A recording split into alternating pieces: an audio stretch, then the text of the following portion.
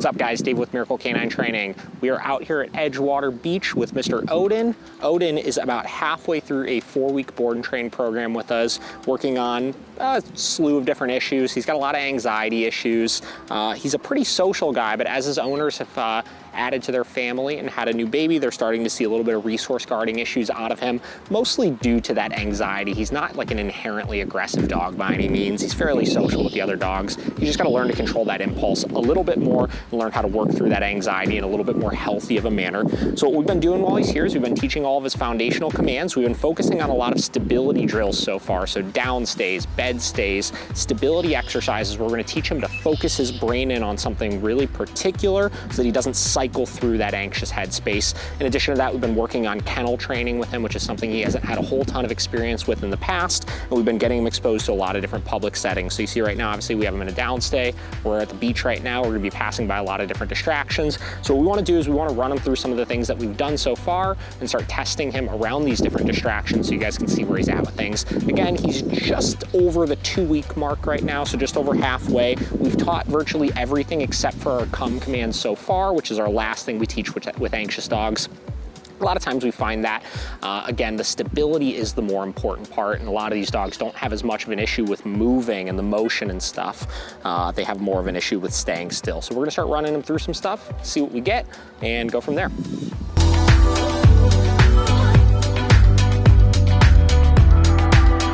All right, so one of Odin's big issues that he had coming into us was a degree of dog reactivity. Not the most intense we've ever seen, but dog reactivity nonetheless. So you can see right up here, we have a dog, German Shepherd over there. We have a dog that just passed by over there. And what I'm gonna be implementing here is we have other dogs passing us. So I'm gonna be implementing pulling off and putting them into a downstay as those dogs walk by.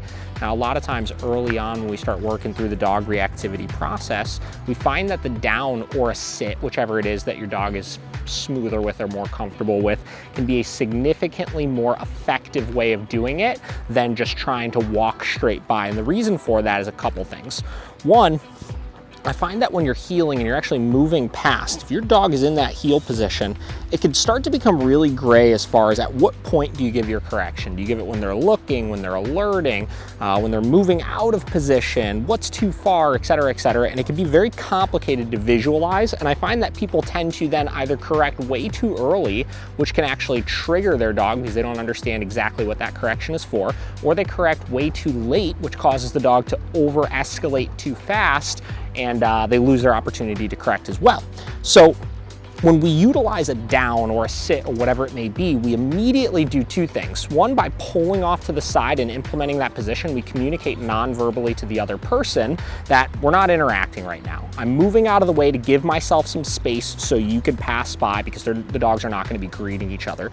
And two, it gives you a very, very black and white visual as far as what it is you want the dog to do, right? In this case, I know exactly where I need to correct because it's super clear when he's either in the down or when he's not in the down. So it's gonna allow me to have better timing with things and be able to address this significantly more efficiently. So we're gonna start implementing that here as we're passing the other dogs.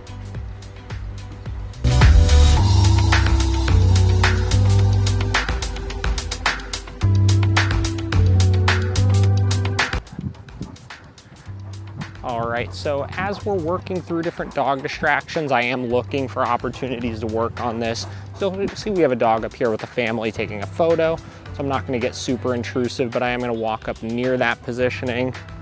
Odin, down. I'm gonna situate him into command.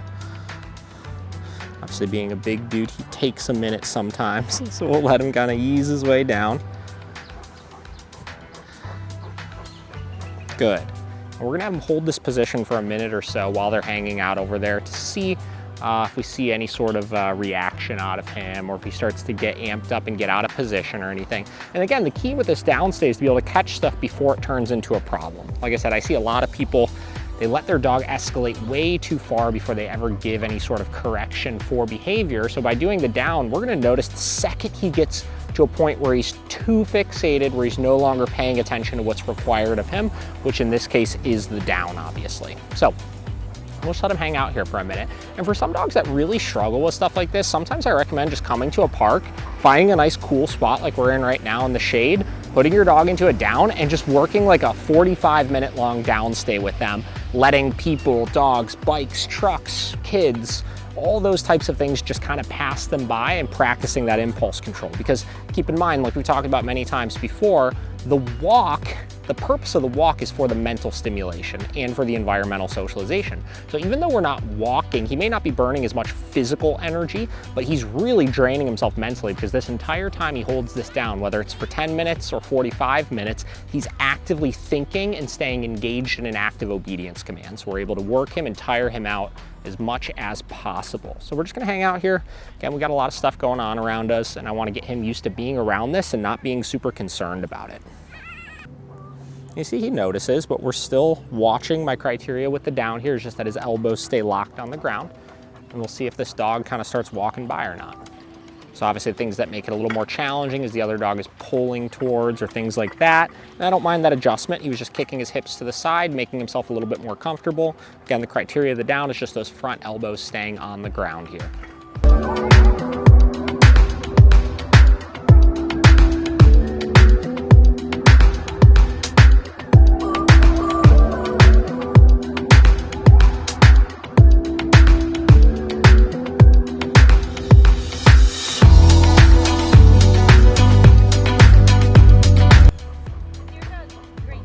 Yeah, he's a Great Dane. Yep. Pretty good. Not a bad distraction.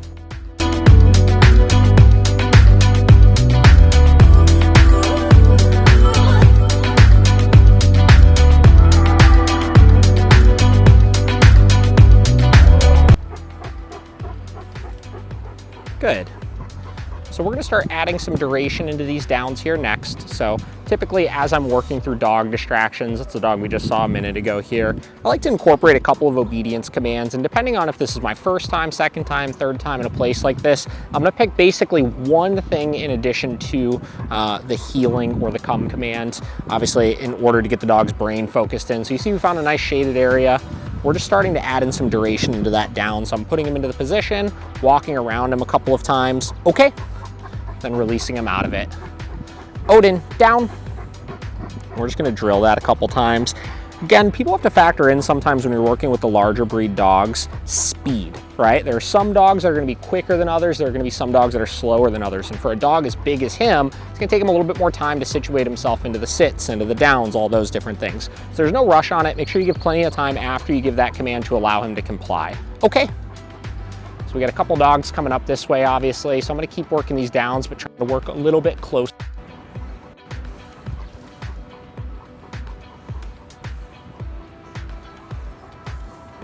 Again, he sees them up there.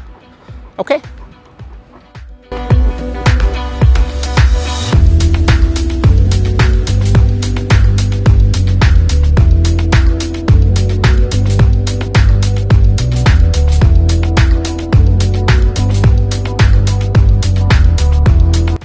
All right, so next we're gonna add in dropping the leash into our duration. Down. Now I usually recommend as far as dropping the leash is concerned, I'm giving him a second there. He was sniffing a little bit, which typically I would be a little faster to correct for, but since this is his first time, we'll give him a moment. Now, as far as dropping the leash, I always say work at your comfort level with this or any sort of off-leash related stuff. Obviously, you wanna make sure you're doing it in a safe manner. If you had any sort of concerns the dog is gonna get up and try to go after something, you would wanna use a back tie. I usually recommend finding things you could back tie your leash off to so that if the dog gets up, they can't really go anywhere. You're just gonna work these a couple of times. Okay, and we'll do one more of those. Come on, bud.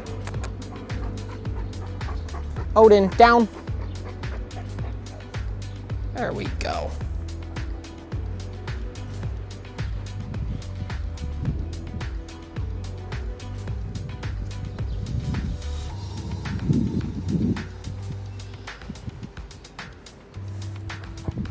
All right, no, you're doing so good, buddy. so good. Okay. All right, so then once you've done your job doing some walking around minimal distractions, you've worked on passing other dogs or triggers, that can be bikes or whatever else sets your dog off, utilizing that downstairs sit stay off to the side, then you've picked whatever your obedience command is that you're gonna be working on.